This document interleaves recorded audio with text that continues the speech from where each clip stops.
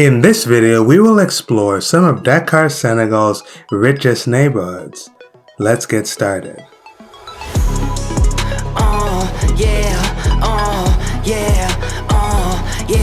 Come on.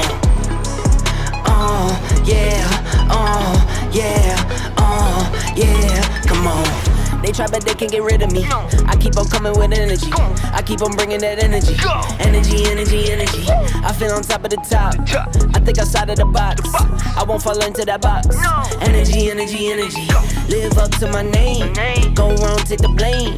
Never wanted other fame. I stay away from that lane. I can still wake up and ball out. All in my court, I go ball out. Look at my baby go all out. Energy.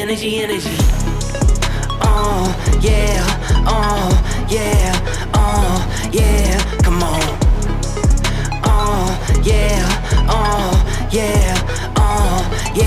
Come on. I could write this in my sleep. Say you don't sleep, but I sleep. That's why you're sleeping on me. Why? Energy. Don't say a word or a peep. Me, I'm just me, I'm me. I can't control, I don't sleep. Energy.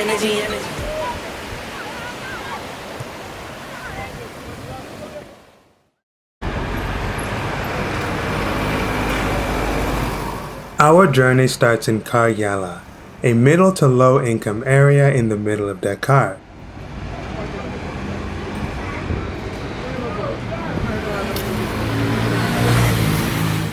While this isn't one of the city's wealthiest neighborhoods, I wanted to start here because it shows the transformational impact of Dakar's new bus rapid transit network.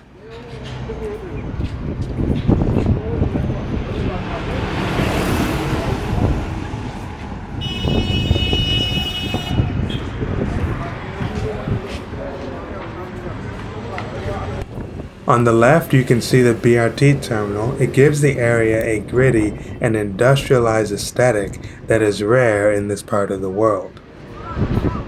Completed in late 2023 at a cost of around $500 million, this is the first all-electric BRT system in tropical Africa, with a total length of around 11 miles with 23 stations.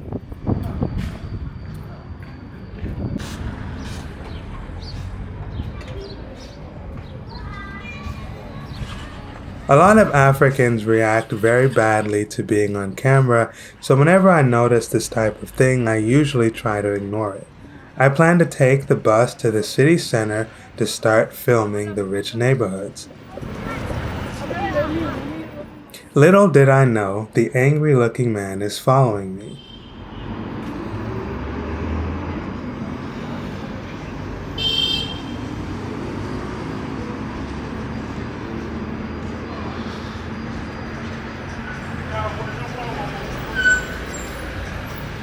Bonjour. Je veux acheter un ticket pour centre-ville, Plateau. Huh? Okay. The ticket costs 500 CFA if I remember correctly. Merci. Monsieur, vous allez bien? Oui. Monsieur,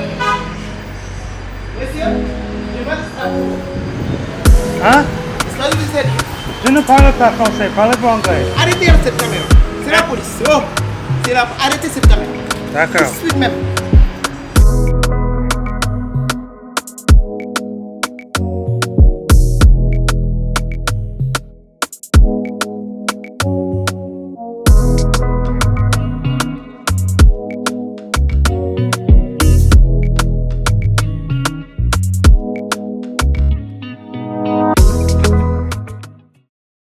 That situation ended much better than it could have been. Thankfully, I knew enough French to understand him and explain what I was doing. Nevertheless, to make things easier in the future, I teamed up with a local tour guide named Tally to complete the rest of this exploration. I went to breakfast this morning. Okay. How many? Huh? I'm good. Oh no, I'm fine. Yeah, typically in the morning, I just have coffee or Red Bull. That's what I like in the morning. Subscribers probably remember that I've already filmed here in Plateau, but this time we'll take a different route to Place de l'Indépendance instead of Sandaga Market. There's a very high percentage of luxury cars, Yeah. like the more expensive cars, yeah. Range Rovers. I love Range Rovers. Oh yeah. Yeah, they look great, but Yeah, the problem, Yeah, I heard that. I heard they have a lot of problems. yeah, like the reliability is ridiculous. A friend told me that. Oh, this one is really nice. With the red brakes.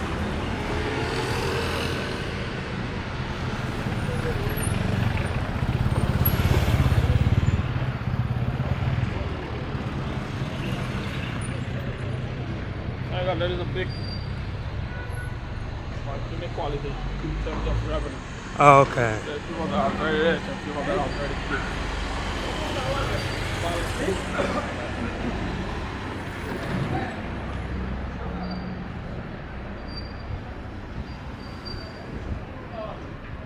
We should do more balance. The rich people here, where do they get their money? Yeah, business from politics. Okay.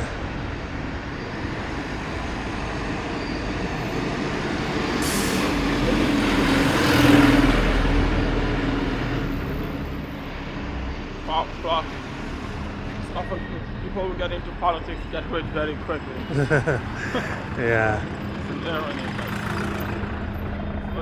There's a lot of corruption and stealing. So There's big businessmen also in here.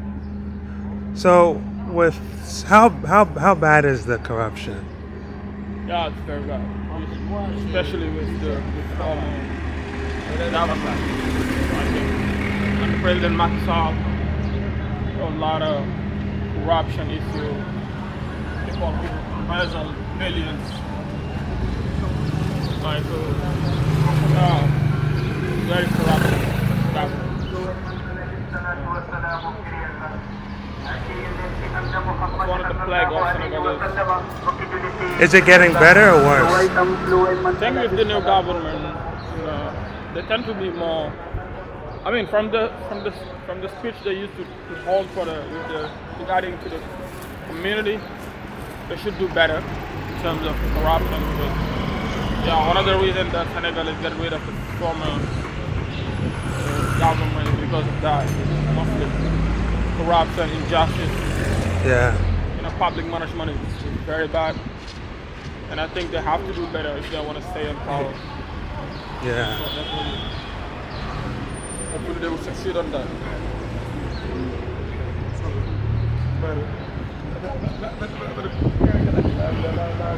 The politics here, is it based on ethnicity? So people from the Wolof community vote for Wolof, Fulani vote for Fulani? Yep, there is still some political, like ethnic vote. For example, President Macky Sall used to win the Northeast, which is a Fulani base, because he's Fulani. Okay. So he used to win over there. But it's not explicitly. I mean, visibly speaking, there is no ethnic in politics. Okay, that's sometimes good. Sometimes, for example, people might vote. There is some people who might vote just because, this is from my community. And I don't know, but President Macky Sall used to win every time in the Northeast, which is a Fulani base, East Fulani. It's kind of, I'm not going to say ethnic, but like communitarism. Yeah. More than ethnic.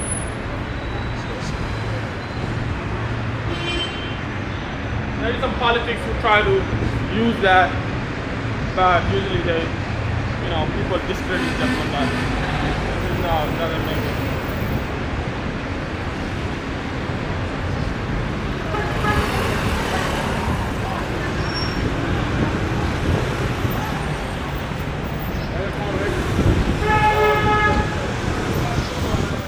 Now we enter Place de l'Indépendance.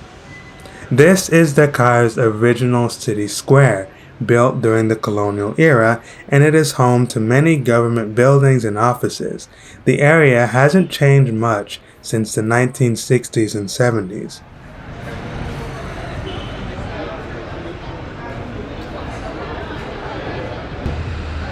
So a typical cost of rent in a building like that, how much do you think it would be? Like in a building like that one? For a room, an apartment. Yeah. An apartment, yeah, that's gonna be very, very expensive.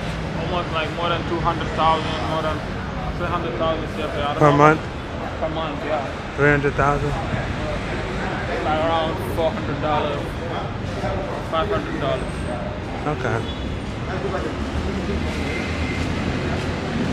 Well, maybe for the location, that's not too bad. Yeah. Because I'm sure the people who work in this area make more than that. Oh, how much do you think they earn per month? People who live here? Yeah. Yeah, usually it's people with high revenue. More than, yeah, let's just say around $1,000. $1,000? $1,500, $1,000 per month. Okay.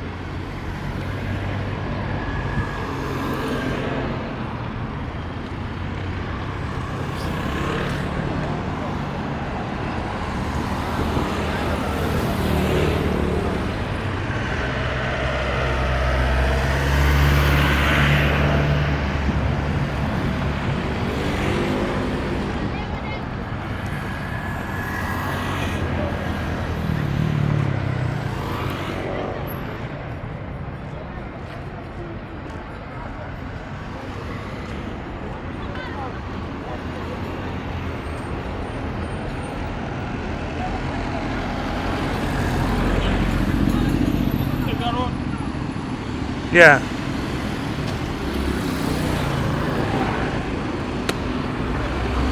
Let me get a view.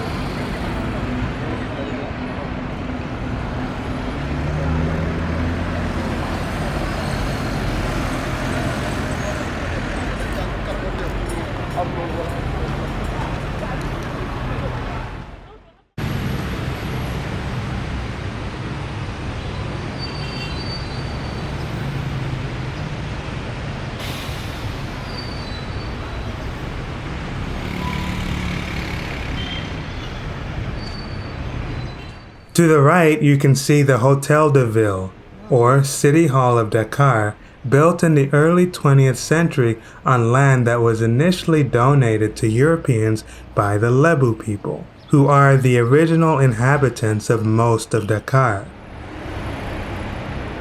Okay, this Hotel de Ville, or de Ville, Ville. Okay, so what's it for? It's like the administration of Dakar City. It's like the building. Okay, like the mayor's office. Mayor, yeah. But it's a colonial building though. It's inherited from the colonial time. That's why the architecture is like very special. Yeah. The building is made in the French Second Empire architectural style, which is somewhat analogous to the Victorian style in England and the United States.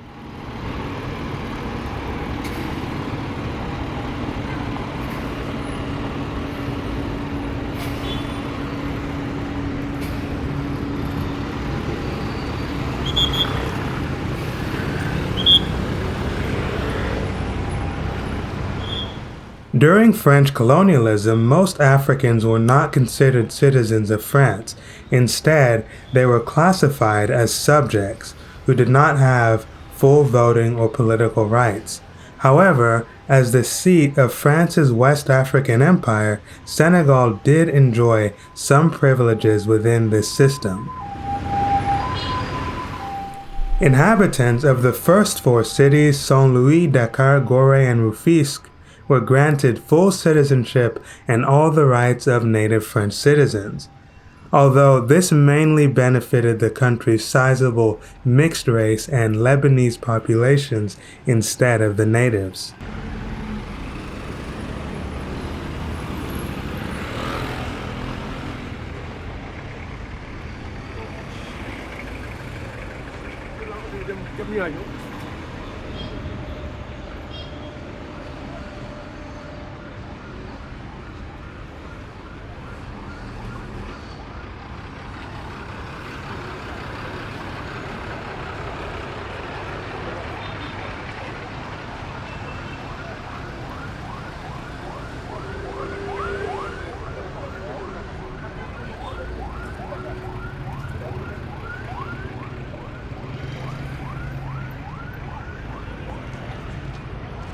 Gis ngeen ko du fi ben bi annexe la am deux.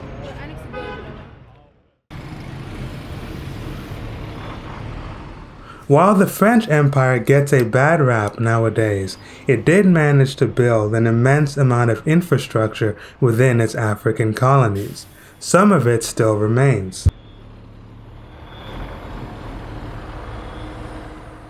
In front, there is the colonial-era railway station, which ran all the way from Dakar to Bamako in Mali, a staggering 800 miles.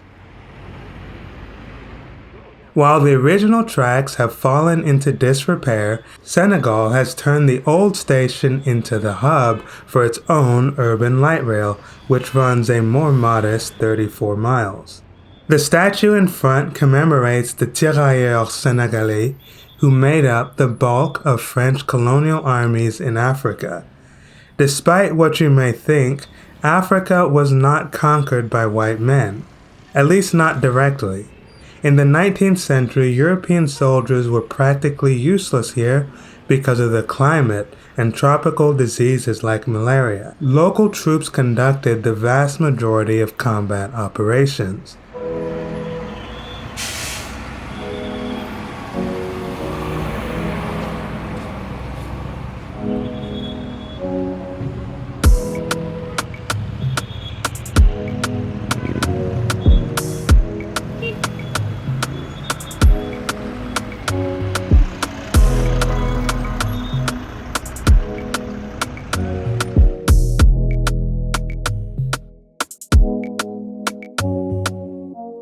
Right now, we're here in Plateau, located in the southeast corner of Dakar. Next, we'll visit Mermoz Sacre-Coeur, which is in the middle of the city.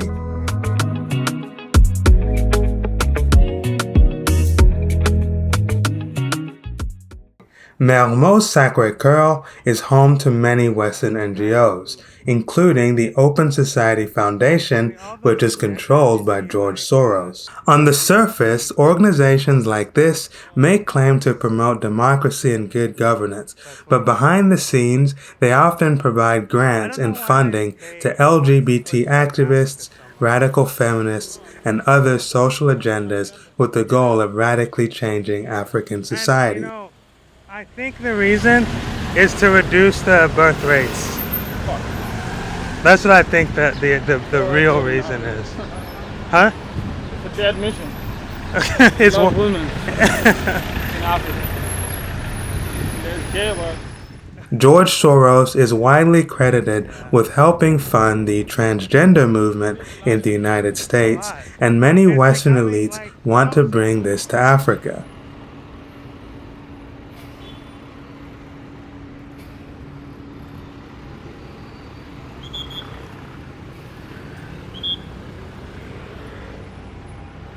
While the West helped jumpstart economic development in Asia by outsourcing manufacturing and technology, in Africa they have primarily focused on charities and social engineering instead.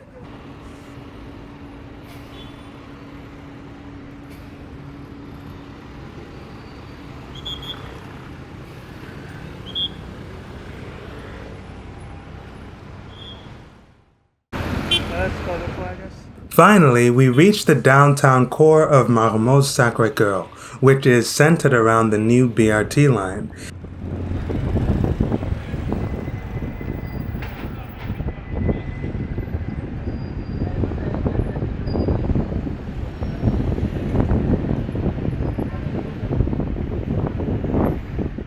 This is some of the best urban planning I've seen in Dakar and, dare I say, the entire West Africa region.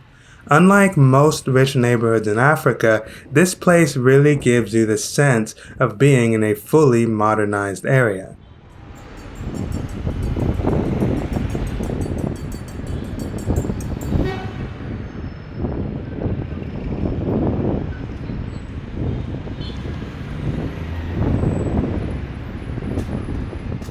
When you see such development, you wonder why the Senegalese are willing to undergo so much hardship and humiliation to immigrate to places like Cape Verde when their own country is clearly so far ahead in many different ways, including business opportunities.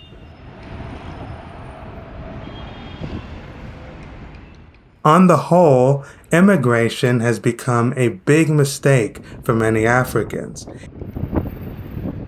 It makes no sense to risk your life to get to a foreign country just to earn less than $1,000 a month selling clothes in Cape Verde or picking fruit in Spain when you can stay in your country and take advantage of the booming online economy.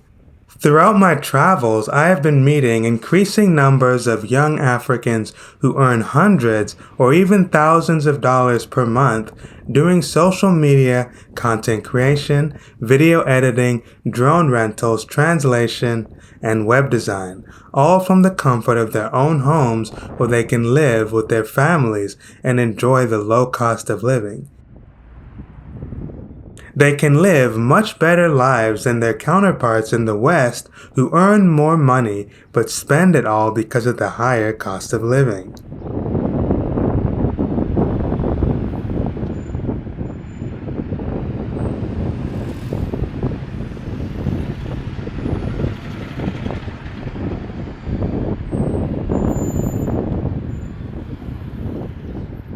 Okay, so things like this train station, you don't have that in other African countries. Not even close. Not even close. Yeah, I think I'm doing better. Very good. Development. Sometimes when you live here, you don't realize, but Yeah. like this bus would be staying. It's not a bus. Look. The bus. Yeah, electric. Oh, so this is a bus station. Oh, I thought it was a train station. No, it's like a bus, but electric bus. Oh, okay. I was wondering. Called the rapid transit bus. Yeah, BRT. So the BRT buses have their own lane? They have their own lane. Okay. They go all the way to the suburb, Gejawai, Parcel.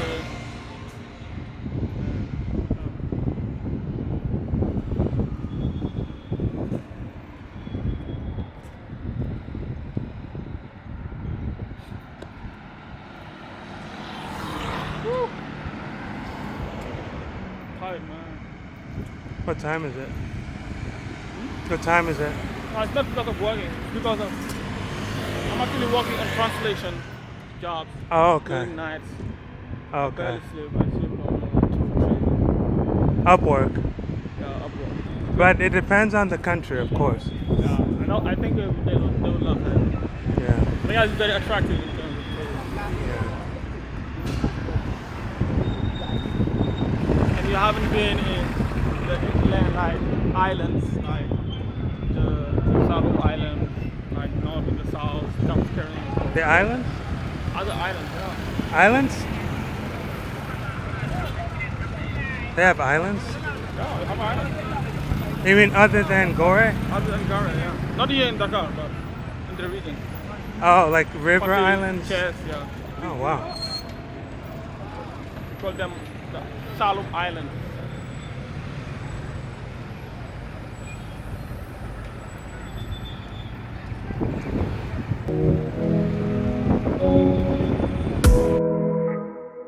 Speaking of islands, our next stop will be in Ngor.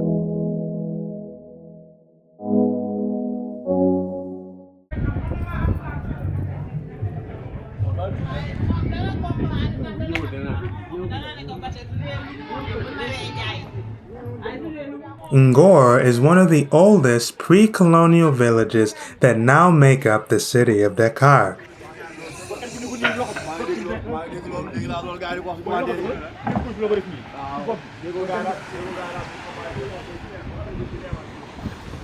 It is primarily inhabited by the Lebu people, who are similar to the Wolof but not exactly the same. They maintain a degree of political autonomy from the rest of Dakar.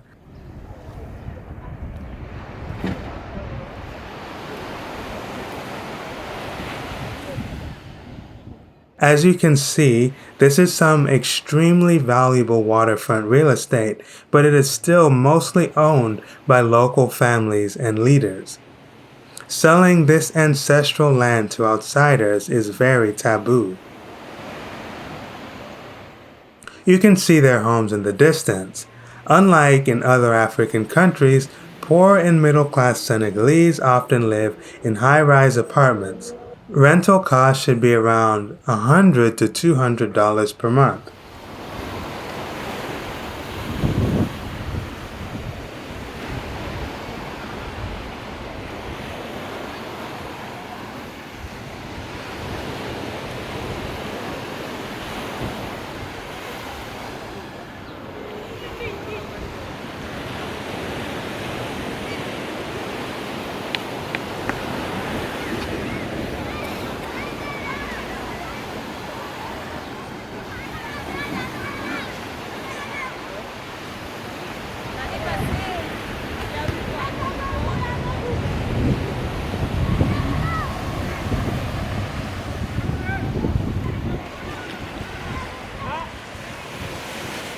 On the other side of the water lies the island of Ngor, which is considered part of this neighborhood. Residents go back and forth on local boats. No.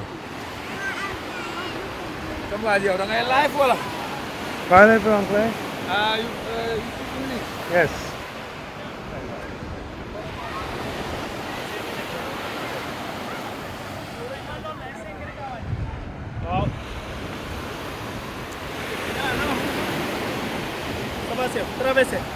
No. A lot of foreign expats like to live on Ngor Island because it is much quieter and has a better air quality than the rest of Senegal. They pay something like $5 to cross to the island, where they stay at its many expensive boutique hotels. Prices range from $75 a night to $300.